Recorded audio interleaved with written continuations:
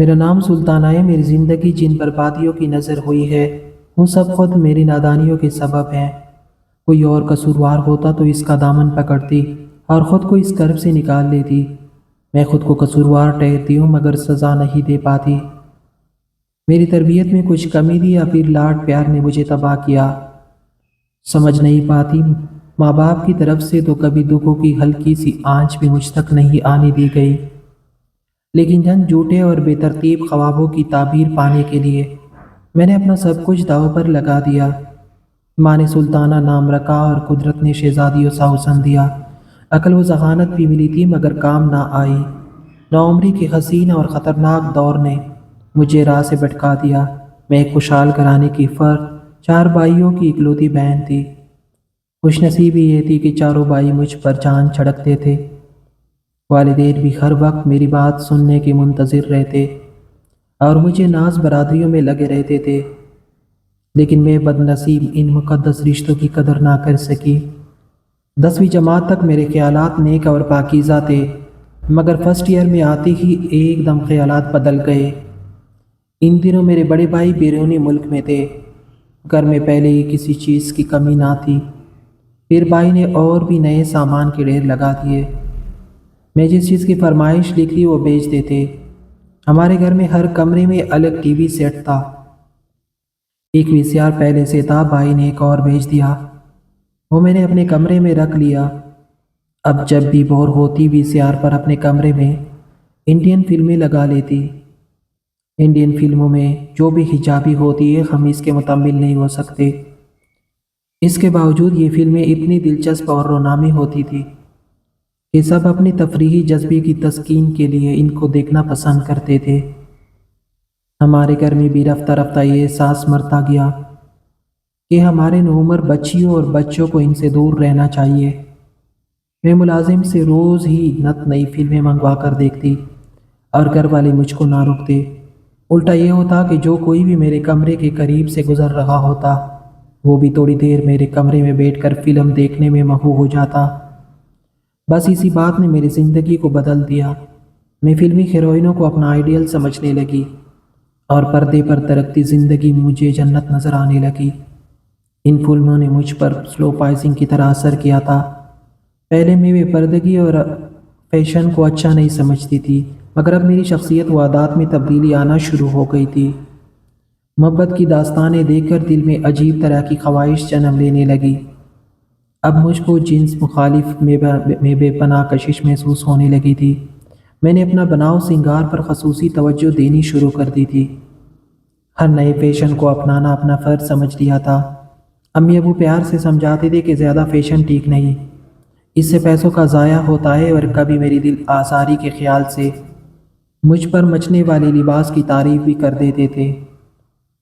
میری خوابوں بھری زندگی شروع ہو چکی تھی اور میں کسی فلمی ہیرو کے خواب دیکھنے لگی تھی جس کی برائیوں کو بھی اچھائیوں کے روپ میں پیش کیا جاتا ہے۔ فلموں میں تو کرداروں کو اتنا گلیمرس بنا دیا جاتا ہے کہ ہر بڑا آدمی بھی کشش رکھتا ہے۔ ان خوابوں نے آہستہ آہستہ مجھے اپنے سیر میں جکڑ لیا اور میں دن رات تصورات کی دنیا میں جینے لگی۔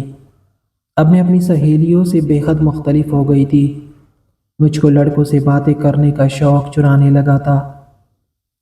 یوں میری لڑکوں سے رائے اور سم بڑھتی چلی اور کئی لڑکوں سے دوستی ہو گئی، لیکن یہ تعلق فون تک ہی رہا۔ سہیلیاں حیران تھی کہ میں کس راہ پر چل پڑی ہوں۔ جو خیر خواہ تھی وہ مجھ کو منع بھی کرتی تھی، لیکن ان دنوں میں ہواؤں میں اڑ رہی تھی اور مجھ کو کسی کی پرواہ نہیں تھی۔ طبیعت میں خود سری بھی تھی جو مجھ کو اپنی مرضی کا کام کرنے پر مجبور کرتی تھی۔ ان سب باتوں کے باوجود میں نے تعلیم کی طرف سے غفلت نہ برتی۔ سہیلیاں میرے اس رویے سے خوف کھانے لگی تھی۔ ماں باپ کو مجھ پر اعتماد تھا اور بھائی اپنے اپنے دندوں میں الجھے ہوئے تھے۔ وہ میری جانب کم ہی توجہ دیتے تھے۔ ماں دبے لفظوں سمجھانے کی کوشش کرتی مگر میں ان کی باتوں کو زیادہ اہمیت نہ دیتی۔ میری کچی سوچوں پر فلموں کے رومان پروار منظر نے پوری طرح اپنا قبضہ جما لیا۔ FA کے بعد مجھ کو کسی ساتھی کی کمی شدت سے محسوس ہونے لگی۔ اب میں فون پر باتیں کرنے کے علاوہ کسی اور طرح کی آزادی کہ خواہ ہوتی وہ چلی تھی۔ ان دنوں جب کہ جذبات نے میرے حواس متحمل کر رکھے تھے، ہمارے محلے میں ایک نیا گھرانہ آ کر آباد ہوا۔ شہزاد اسی گھرانے کا اکلوتا چشم و چراغ تھا۔ یہ کھاتے پیتے لوگ تھے اور شہر کے معززین میں گنے جاتے تھے۔ تاہم مجھے ان باتوں سے دلچسپی نہ تھی۔ مجھے تو صرف شہزاد سے محبت تھی، کیونکہ وہ بہت خوبصورت تھا اور اس کی سوچ دج بالکل مسلمی ہیرو جیسی تھی۔ اب میں اٹھتے بیٹھتے خوابوں اور تصورات میں خود کو اس کے ساتھ چلتے پھرتے محسوس کرنے لگی۔ پہلی بار میں نے اس کو اپنی سہیلی کے گھر جاتے ہوئے دیکھا۔ وہ گلی کے نکڑ پر کھڑا تھا، مجھ کو دیکھتے ہی ہٹ گیا۔ وہ مجھ کو بالکل اپنے خوابوں کے شہزادے جیسا لگا۔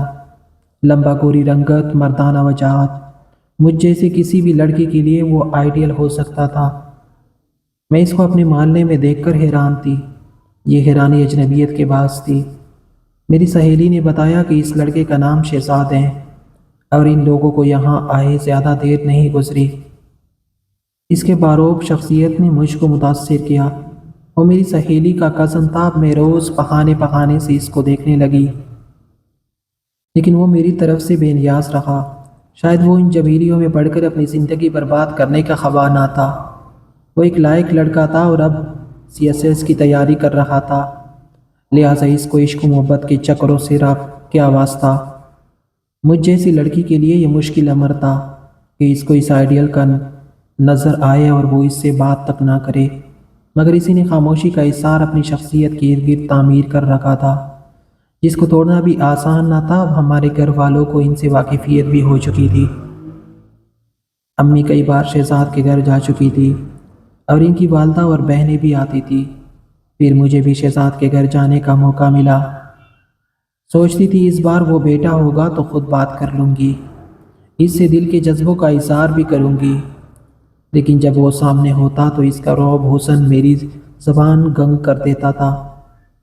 بالآخر اس کی دوستی میرے بھائی سے ہو گئی اور وہ کبھی کبھار ہمارے گھر آنے لگا۔ میں اپنی جذبوں کے اس اڈیر بن میں لگی تھی کہ ابو نے میرے لیے اس کو پسند کر لیا۔ مجھ کو اس بات کا علم نہ تھا، نہ ہی کسی نے مجھ سے تذکرہ کیا۔ البتہ ان لوگوں کا ہمارے گھر زیادہ آنا جانا ہو گیا۔ اس کی بہنیں مجھ کو زیادہ اہمیت دینے اور پیار سے بلانے لگی۔ تب بھی میں کچھ نہ سمجھی کہ رشتے کی بات چل رہی ہے۔ ایک دن میری سہیلی سمینہ آئی۔ میں نے اس کو کہا میری مدد کرو، میں شہزاد پر مر مٹی ہوں، مگر وہ مجھ سے بات تک نہیں کرتا۔ وہ ہنس پڑی اور بولی تم کس پر نہیں مر مٹتی؟ جو پہلے تمہارے بوائے فرینڈز تھے ان سے تو نمٹ لو، وہ تو صرف فون کی حد تک دل لگی اور وقت گزارنے کے لیے ہیں۔ پھر میں نے کہا مگر اب میں سنجیدہ ہوں۔ سمینہ نے جواب دیا آخر کیوں؟ وہ اس لیے کہ تم محبت کے معنی نہیں سمجھتی۔ تم فلمی عشق کرتی ہو اور زندگی فلمی عشق کی متحمل نہیں ہو سکتی۔ ان دنوں شہزاد بھی کہیں پڑھنے جاتا تھا اور میں بھی کالج کے لیے نکلتی تھی۔ ہم عموماً ایک ہی وقت میں گھر سے نکلتے تھے۔ وہ روز ہی میرے جمع کی ہوئی ہمت کی دجیہ بکیرتا ہوا پاس سے گزر جاتا تھا۔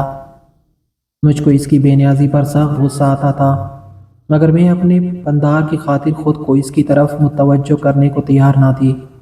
پھر اچانک ہی مجھ کو وہ خوشی مل گئی جو شاید ہی اس دنیا میں کسی خوش نصیب لڑکی کو ملی ہوگی۔ شہزاد کے والدین بتاوردہ میرا رشتہ مانگنے آ گئے۔ یہ میرے والد صاحب کی رشتوں کا کوششوں کا ثمر تھا۔ پھر منگنی کے بعد میرا دل چاہتا تھا کہ شہزاد مجھ سے بات کرے، لیکن وہ بات نہیں کرتا تھا۔ دل کی ویرانی سے تنگ آ کر میں نے اس کی کزن دردانہ کا سہارا لیا، جو اب میری دوست بن چکی تھی اور اس کی منگنی شہزاد کے تایازات سے ہو چکی تھی۔ دردانہ نے خدا جانے اس کو کیا کہا اور کیسے راضی کیا۔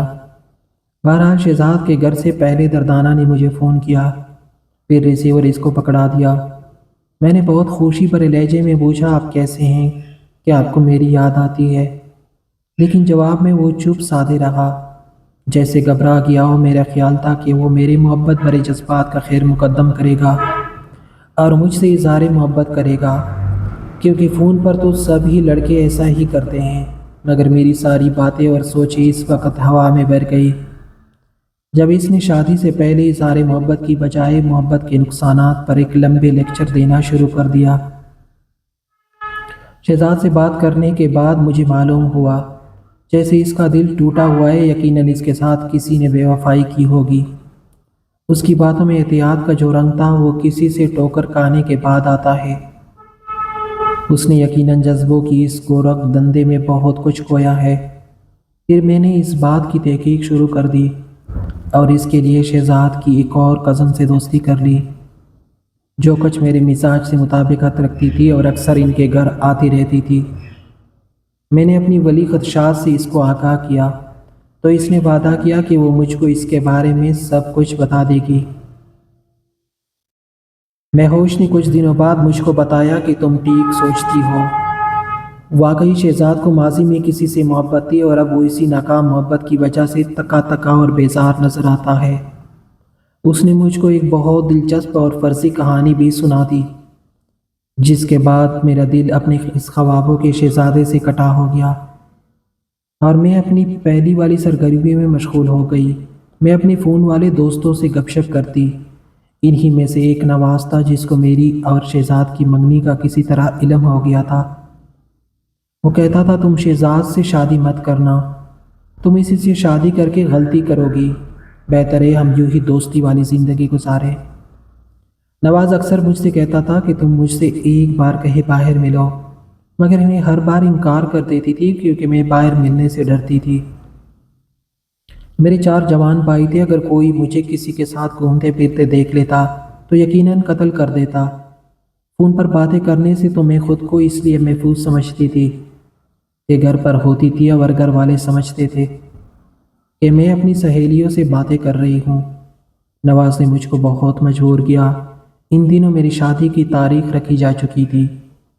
اس نے کہا اگر ایک بار مل لو تو کیا مذائقہ ہے، میں قسم کھاتا ہوں کہ اس کے بعد تمہیں ملنے پر مجبور نہ کروں گا، ورنہ عمر بھر میرے دل میں تم سے ملنے اور تمہیں دیکھنے کی آرزو رہ جائے گی۔ اس نے مجھ کو یہ دھمکی بھی دی کہ اگر تم مجھ سے نہ ملی تو میں تمہاری گفتگو کا ٹیپ تمہارے شہزاد صاحب کو دے دوں گا۔ اس دھمکی سے میں ڈر گئی اور اس کو کہہ دیا کہ آج شام میں خالہ کے گھر جانے کے بہانے فلاں شاپنگ سینٹر میں آ جاؤں گی، تم وہیں مجھ کو دیکھ لینا۔ میں نے یہی سوچا کہ وہاں اور بھی لوگ ہوں گے، اگر کسی نے دیکھ بھی لیا تو میں یہی کہہ دوں گی کہ خریداری کے لیے شاپنگ سینٹر گئی تھی۔ خبر نہ تھی کہ نواز کی شہزاد سے جان پہچان ہے اور دونوں ہم جماعت رہے ہیں۔ دراصل میری منگنی کا سن کر نواز کے دل میں حسد کی آگ بھڑک اٹھی تھی اور اس نے شہزاد کا دل برا کرنے کی کوشش کی۔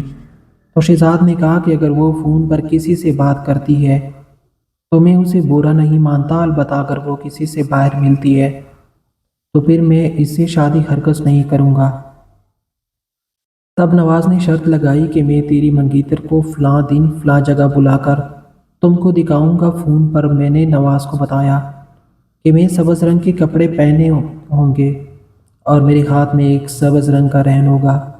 یہی بات اس نے شہزاد کو کہی، وہ بھی شاپنگ سینٹر آ گیا تھا اور ایک کونے میں کھڑا ہو گیا تھا ہمارا تماشا دیکھنے کے لیے۔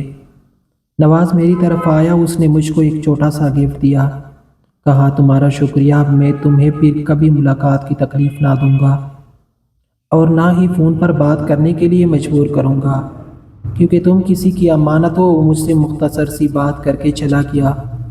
مجھ کو کیا خبر کہ میری بے عقلی نے کیا قیامت ڈال دی۔ شہزاد اور میرے درمیان جو دیوار قائم ہوئی وہ میرے اپنے کرتوتوں کی تعمیر کردہ تھی، اگرچہ اب میرا ان لڑکوں کے ساتھ تعلق نہیں تھا، مگر پھر بھی مجھ کو سزا مل ہی گئی۔ حالانکہ میں نے سوچ لیا تھا کہ میں شہزاد کی امانت میں خیانت نہیں کروں گی اور اس کے سوا کسی سے محبت نہیں کروں گی۔ اس کے بعد ہماری منگنی ٹوٹ گئی۔ شہزاد ملک چھوڑ کر اعلیٰ تعلیم کے لیے چلا گیا اور ہمیشہ کے لیے پردیسی ہو گیا، مگر اس کے بعد میری کسی سے نہ بن سکی، کیونکہ دل میں کسی ایک کے لیے کچی الفت گھر بناتی ہے اور وہ شہزاد تھا، باقی کوٹے رشتے اور کوٹے سکے تھے۔ اس کے بعد میں نے شادی کی، مگر یہ بندھن عارضی ثابت ہوا اور پھر میری دنیا بدل گئی۔ والد صاحب کے انتقال کے بعد بھائیوں نے بے رخی اختیار کر لی کیونکہ وہ اپنے گھروں میں خوش تھے۔ میں نے ایک وومین ورکنگ ہاسٹل میں رہائش اختیار کر لی۔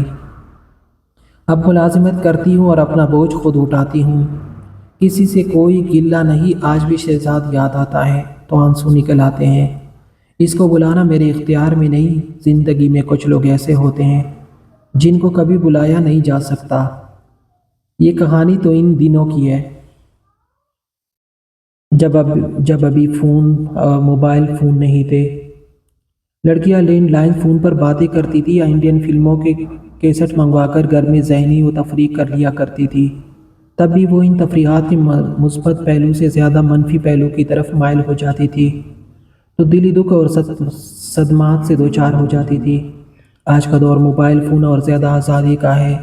آج بھی اچھی اور سمجھدار لڑکیاں ان نعمتوں سے فائدہ لیتی ہے اور ترقی کر کے نیک نامی کے ساتھ آگے بڑھ رہی ہے، لیکن جو کم عقل ہے وہ ان نعمتوں سے فائدہ حاصل کرنے کی بجائے خسارے ہی خرید رہی ہے۔ بجائے زیادہ تعلیم یافتہ ہونے کے آزادی کا ناجائز فائدہ اٹھانے کی وجہ سے نہ صرف خود بربادی کی راہ پر گامزن ہے، بلکہ قیمتی وقت کو مٹی میں ملا لیتی ہے اور اپنی زندگی کے ساتھ ماں باپ کی زندگی کو بھی بے سکون اور ملیا میٹ کرنے میں لگی ہوئی ہے۔ خدا اسے موبائل فون کی حد سے زیادہ چاہت اور فریب سے بچائے، جو بڑوں کو تو کیا اور بچوں کو بھی اس طرح اپنی گرفت میں لیے ہوئے ہیں کہ تعلیم سے غفلت اور وقت کے ضائع کے باعث ہماری نئی نسل کی بربادی کا سامان بن گیا ہے۔